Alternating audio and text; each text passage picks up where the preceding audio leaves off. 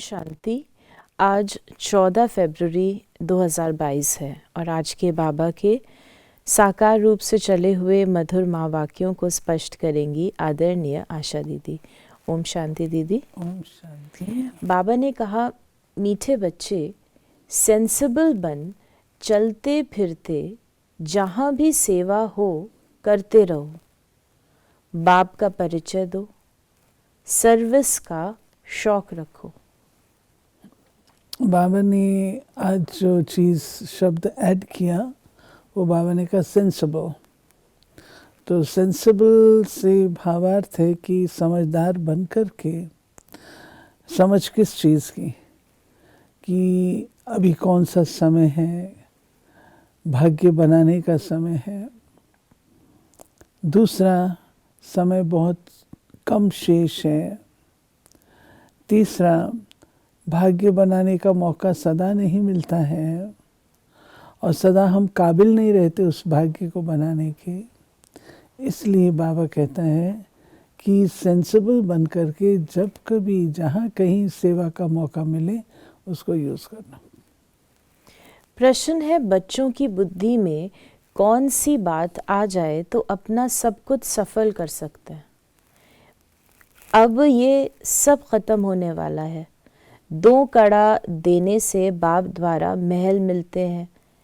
जिनकी बुद्धि में ये बात आ जाती है वो अपना सब कुछ ईश्वरीय कार्य में सफल कर लेते हैं। गरीब ही बलिहार जाते हैं।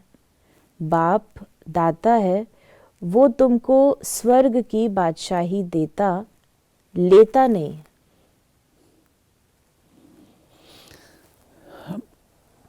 बाबा ने अपनी विधि बताई है कि मेरा काम है देना। तो मैं आप बच्चों को जो विधि बताई बाबा ने कि मैं देता ही देता हूँ, हर प्रकार से देता हूँ। तुमको ज्ञान भी देता हूँ, तुमको गुण भी देता हूँ, शक्ति भी देता हूँ, तुमको सहयोग भी देता हूँ, तुमको ज़रूरत पड़ने पर हिम्मत भी देता हूँ, सबको देता हूँ। मेरा काम है देना। तो अपना सब कुछ तुम सफल करो, ये बुद्धिमानी है। जबकि बाबा ने कुछ लेना नहीं है आपसे, देना ही देना है। सफल करने के लिए भी ये सब चीज़ें देता है। तो आप क्यों पीछे रहते हो, सफल क्यों नहीं कर लेते हैं? जो कड़ा दाना है आपके पास उसको सफल करो, यूज़ करो। ऐसे ही पड़ा हुआ तो व्यर्थ जाएगा ना। गीत है, प्रीतम आन मिलो, प्रीतमाएं अर्थात भक्तियां, ब्राइड्स अर्थात सजनियां। भक्तियां प्रीतम व साजन को बुलाती हैं। पुरुष और स्त्री सब मिलकर बुलाते हैं। कितने ढेरों के ढेर हैं, बुलाते हैं तो इससे सिद्ध है ज़रूर प्रीतमाओं का कोई प्रीतम है। सब एक को बुलाते हैं कि हे परमपिता परमात्मा आओ। हम आपको बहुत याद करते हैं। यादगार तो बहुतों के बनाते हैं। अब वो सब हैं मनुष्यों के यादगार। ऐसे भी बहुत हैं जो लक्ष्मी नारायण, राम, सीता आदि देवताओं को याद करते हैं, क्योंकि मनुष्य से देवता ऊंच हैं। तब तो मनुष्य देवताओं की पूजा करते हैं। नंबरवार ऊंच और नीच तो है ही। ये तो सब जानते हैं कि ऊंचे ते ऊंच भगवान को कहा जाता है। फिर ब्रह्मा विष्णु शंकर, फिर है ब्रह्मा और जगदम्बा। तो बाबा ने ब्रह्मा विष्णु शंकर, फिर ब्रह्मा और जगदम्बा। ये है शिव बाबा सबसे ऊंचा है। और शिव बाबा अपनी प्रथम रचना, जो पहली रचना जिसको कहते हैं, वो रचना है देवताओं की, सूक्ष्म देवताओं की, ब्रह्मा विष्णु शंकर। इनकी ऊंच महिमा क्यों है? क्योंकि ये इस धरा पर नहीं आते हैं, ये सूक्ष्म वतनवासी हैं। ब्रह्मा अव्यक्त रूप का है, विष्णु एम ऑब्जेक्ट के रूप से है, और शंकर हमारे विनाश की तपस्या की निशानी है। ऐसे तीनों ही इस तरीके के इस धरा पर नहीं होते हैं, पुनर्जन्म रहित, इसलिए इनकी महिमा है। और फिर ब्रह्मा का जो साकार रूप है, अव्यक्त ब्रह्मा का जो साकार रूप है, उसके द्वारा नई दैवी सृष्टि की स्थापना का कार्य शिव बाबा करते हैं। उसके तन में प्रवेश करके और फिर चालू करते हैं नई दुनिया की स्थापना। तो ब्रह्मा और जगदम्बा माँ सरस्वती जो यज्ञ को संभालने के निमित्त बन जाती है। बहुत आते हैं, कहते हैं महात्मा जी से मिले। यहाँ तो वो बात ही नहीं, यहाँ बाप और बच्चों का ताल्लुक है। बाकी कोई का कुछ काम है तो और बात है। बाप मुरली भी बच्चों के आगे ही चलाते हैं। प्रदर्शनी में तो ये बाबा कहते हैं कि मैं हमेशा बच्चों के आगे प्रत्यक्ष होता हूँ, क्योंकि बच्चों को ही मेरी पहचान है, जो दूसरे हैं उनको मेरी पहचान नहीं है। तो इसलिए जब वो कहते हैं महात्मा जी से मिलें, गुरु जी से मिलें आपके, तो ना तो मैं महात्मा हूँ ना मैं गुरु हूँ, मैं तो अपने बच्चों का पिता हूँ। जब तक वो रियलाइजेशन नहीं है तो कैसे मिलने का फ़ायदा भी क्या। बाबा ने कहा मनुष्य कितने बुद्धू हैं, दिखाते भी हैं बैल की भ्रुकुटी में शिव, परमात्मा भी बरोबर भ्रुकुटी के बीच में रहते हैं। भगवान को भी आना होगा तो जरूर भ्रुकुटी के बीच में ही आएगा। अब प्रदर्शनी में तुम ये भी समझा सकते हो कि नंदीगण किसको कहा जाता है। बाप कहते हैं मैं बच्चों को ही समझाता हूँ। ये बाबा ने बताया कि शिव बाबा की प्रवेशता कोई बैल में नहीं होती है, परंतु नंदीगण जिसकी भ्रकुटी में भी चमकता हुआ दिखाते हैं। तो वो अभी बैल में तो नहीं आएंगे, लेकिन किस में आते हैं, वो मनुष्य तन में आते हैं और आकर के भ्रकुटी में ही निवास करते हैं, क्योंकि भ्रकुटी है आत्मा का निवास स्थान। तो परमात्मा भी वहीं आकर के स्थित होते हैं। लौकिक फादर का नाम तो फौरन सुनाएंगे, शिव बाबा के नाम भी ढेर रख दिए हैं। वास्तव में नाम तो एक ही होना चाहिए। बाप ही इन सब बातों की रोशनी देते हैं। मनुष्य तो इस समय तुच्छ बुद्धि बन गए हैं, अल्फ को नहीं समझते। वेद शास्त्र आदि पढ़ना यह है भक्ति मार्ग।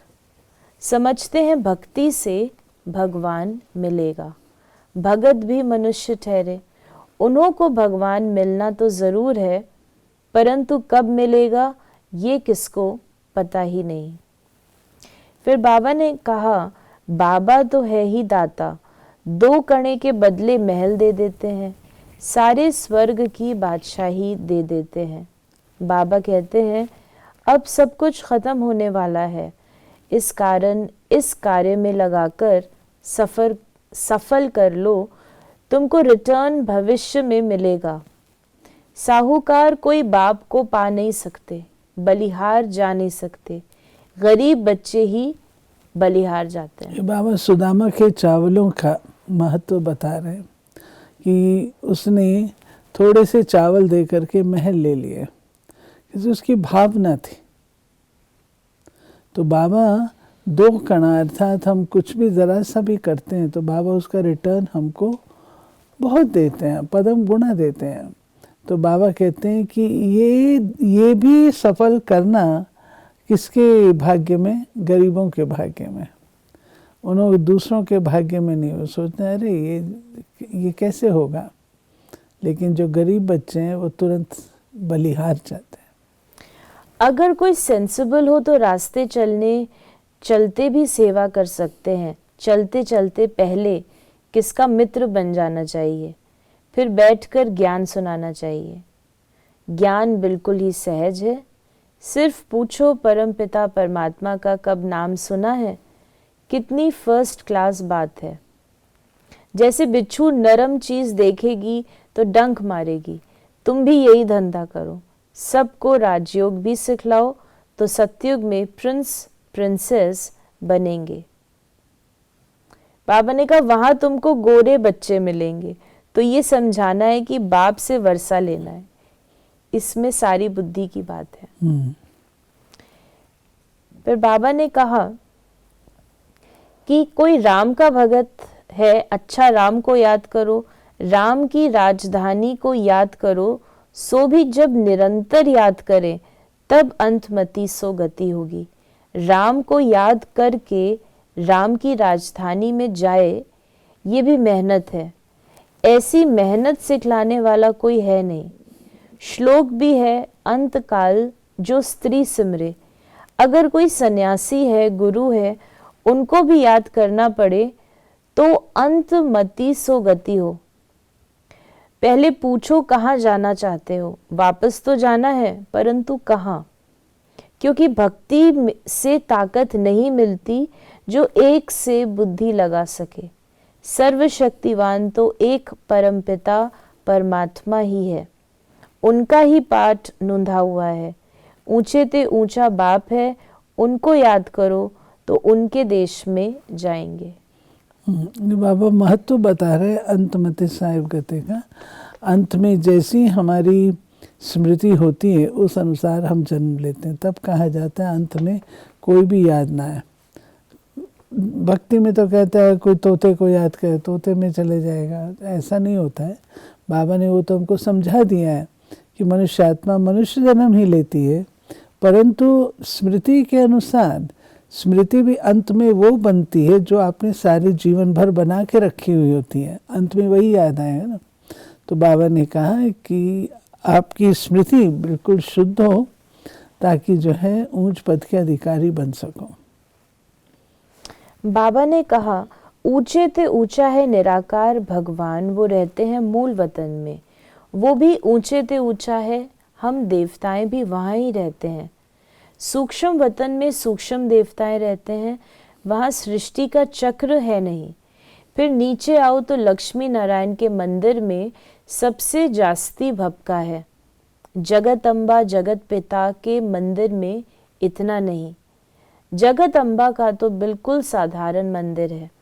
तुम लक्ष्मी का भी मंदिर देखो, जगत अम्बा का भी देखो, तो रात दिन का फर्क है।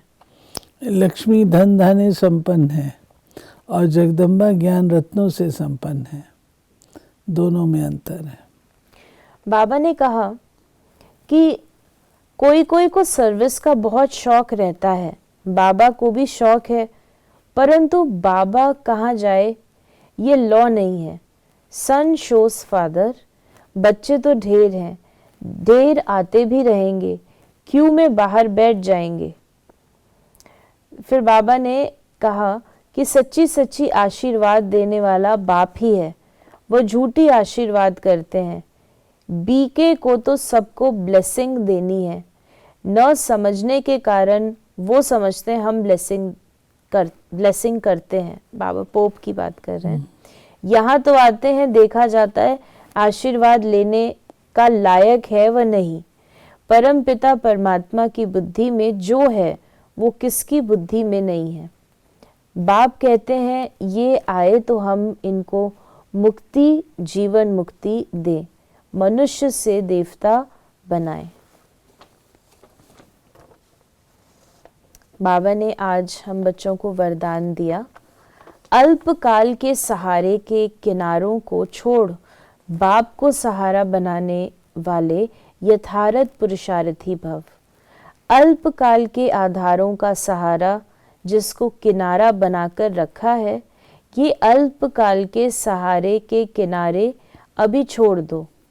जब तक ये किनारे हैं तो सदा बाप का सहारा अनुभव नहीं हो सकता, और बाप का सहारा नहीं है इसलिए हद के किनारों को सहारा बना लेते हो। अल्पकाल की बातें धोखेबाज हैं, इसलिए समय की तीव्र गति को देख अब इन किनारों से तीव्र उड़ान कर सेकंड में क्रॉस करो, तब कहेंगे यथार्थ पुरुषार्थी। बाबा ने कहा कि अल्पकाल के सहारे हम सहारे ले लेते हैं, व्यक्ति का लेते हैं, संस्कारों का लेते हैं, हम अपनी वस्तुओं का ले लेते हैं, हम उन चीज़ों का ले लेते हैं जिससे हमको आराम मिलता है। तो अगर इन सबको करके फिर पुरुषार्थ के तो क्या होगा? तो इन सबसे मुक्त बनना होगा ना, तब उसको पुरुषार्थी कहा जाएगा। स्लोगन है कर्म और योग का बैलेंस रखना ही सफल कर्म योगी बनना है। तो ये थे बाबा के आज के महावाक्यों का स्पष्टीकरण। यदि आपके मन में कोई सवाल है तो मैसेज करें या व्हाट्सएप करें 8826599309 पर, और हम आपके प्रश्नों का उत्तर प्रश्नोत्तरी कार्यक्रम में देने का प्रयास अवश्य करेंगे। ओम शांति।